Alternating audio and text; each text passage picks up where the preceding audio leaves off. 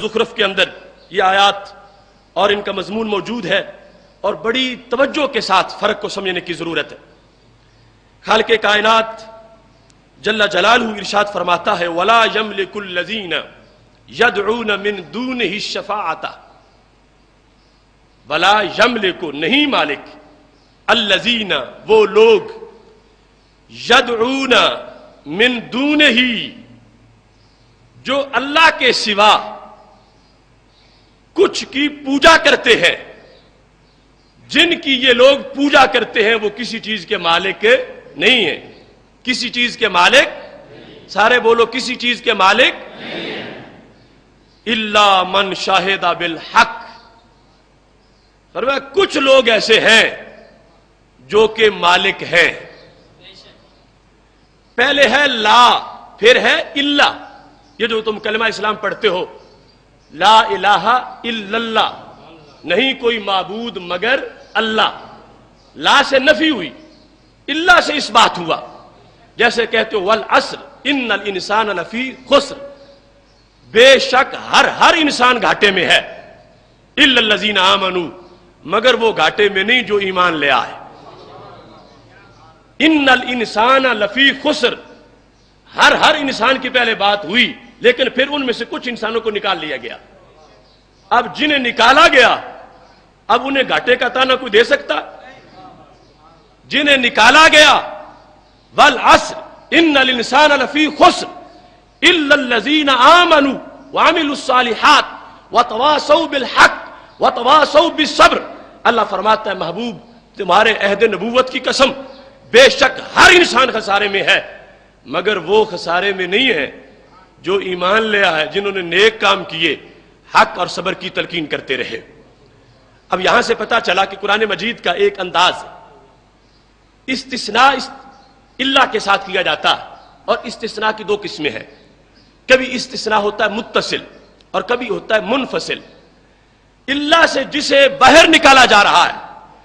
اگر وہ اسی جنس سے ہے جن کا پہلے ذکر ہے تو پھر استثناء متصل ہوتا ہے، اور اگر اللہ سے جس کو باہر نکالا جا رہا ہے اس کی پہلے والی جنس نہ ہو، جدا ہو، تو پھر استثناء منفصل ہوتا ہے۔ اب جب یہ کہا گیا والعصر ان الانسان لفی خسر الا الذین آمنوا، بے شک ہر انسان خسارے میں ہے مگر وہ خسارے میں نہیں جو ایمان لائے،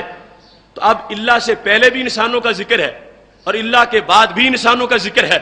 تو کون سا استثناء ہوا؟ متصل۔ اگر یہاں پر اللہ کے بعد فرشتوں کا ذکر ہوتا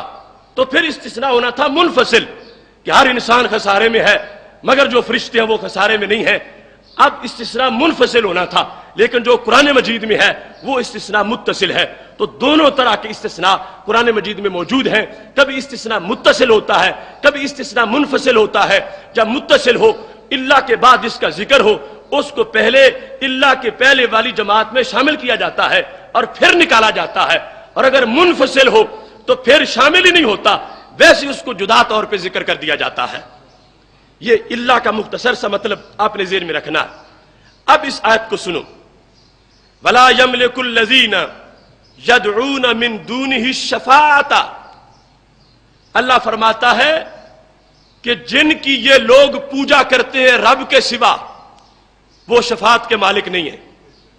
وہ شفاعت کے مالک، وہ شفاعت کے مالک۔ اب لفظ مالک ہے نا، اللہ کے بعد جو نکالا جائے گا اس کے ساتھ مالک بولنا پڑے گا۔ اللہ کے بعد جس طرح وہاں تھا نا کہ ہر انسان گھاٹے میں ہے مگر فلاں گھاٹے میں نہیں، وہاں گھاٹے کا لفظ پھر استعمال کرنا پڑا، ہر انسان خسارے میں ہے مگر فلاں خسارے میں نہیں۔ ایسے ہی کہا جن کی یہ مشرکین مکہ پوجا کرتے ہیں وہ شفاعت کے مالک نہیں، الا من شاہد بالحق، فرمایا میرے نبی جو حق کا اعلان کرنے والے ہیں وہ شفاعت کے مالک ہیں۔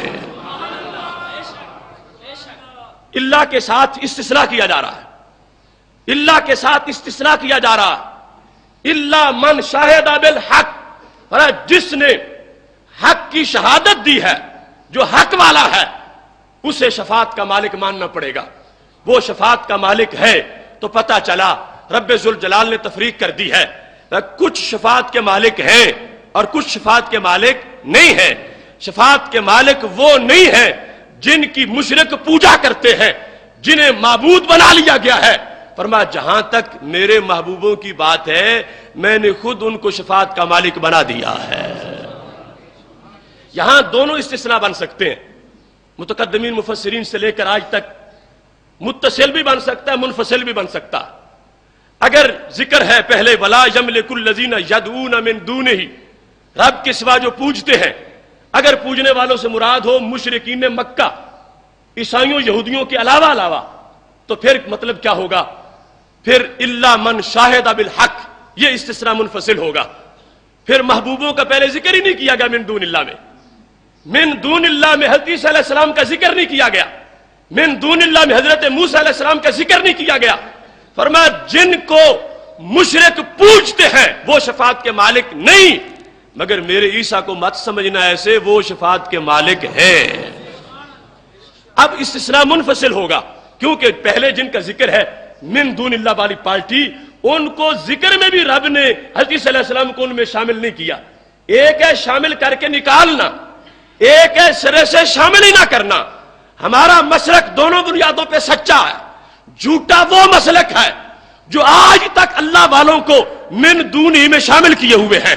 قرآن نے اتنی دیر تک اللہ کے بولنے تک شامل کیا اور پھر نکال لیا، اور ایسا تو خود اللہ کو بھی لا الہ میں شامل کیا۔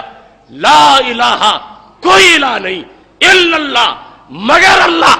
وہاں نفی کر کے پھر اس بات کیا گیا اگر یدعون سے مراد صرف مشرکین مکہ ہے تو پھر حضرت عیسیٰ علیہ السلام، حضرت موسیٰ علیہ السلام، جن کی کچھ بگڑے ہوئے لوگ اپنے طور پر بندگی کر رہے تھے، رب ذوالجلال نے ان کو یہاں من دونی میں شامل ہی نہیں کیا اور الا اللہ سے ان کا بیان کر دیا۔ رب بت تو اللہ کے دربار میں شفاعت کے مالک نہیں ہیں، مگر حضرت عیسیٰ علیہ السلام کو بتوں کے ساتھ نہ ملانا ان کو شفاعت کا مالک بنا دیا گیا ہے۔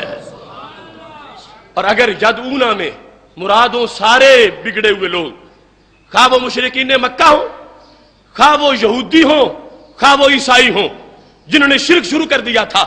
تو اللہ فرماتا ہے بگڑ یہ گئے، میرے بندوں کا اس میں کوئی قصور نہیں ہے۔ اب جن کی عبادت کی جاتی رہی وہ دو قسم کی ہو گئے، ایک ہے بت جن کو مشرک پوجتے ہیں، دوسرے عیسیٰ علیہ السلام اور حضرت موسیٰ علیہ السلام کہ جن کے بعد یہودی عیسائی بگڑ کر ان کو ابن اللہ کہنے لگے اور ان کے بارے میں اپنے عقائد گھڑنے لگے۔ رب ذوالجلال نے فرما دیا الا من شاہد بالحق وہم یعلمون، فرمایا یہ میرے عیسیٰ کو اگر بدبختوں نے معبود بنا لیا ہے، اس میں عیسیٰ کی شان نہیں گھٹے گی، ہم قیامت کے دن پھر بھی ان کو سچوں کا سفارشی بنا دیں گے۔ جس نے کسی کو معبود بنایا وہ تو مشرک ہو گیا، وہ تو مارا گیا۔ اب آگے جنہیں بنایا جا رہا ہے، اس وقت جب قرآن اترا تھا تو اس سے پہلے مشرکین بتوں کو بنا رہے تھے،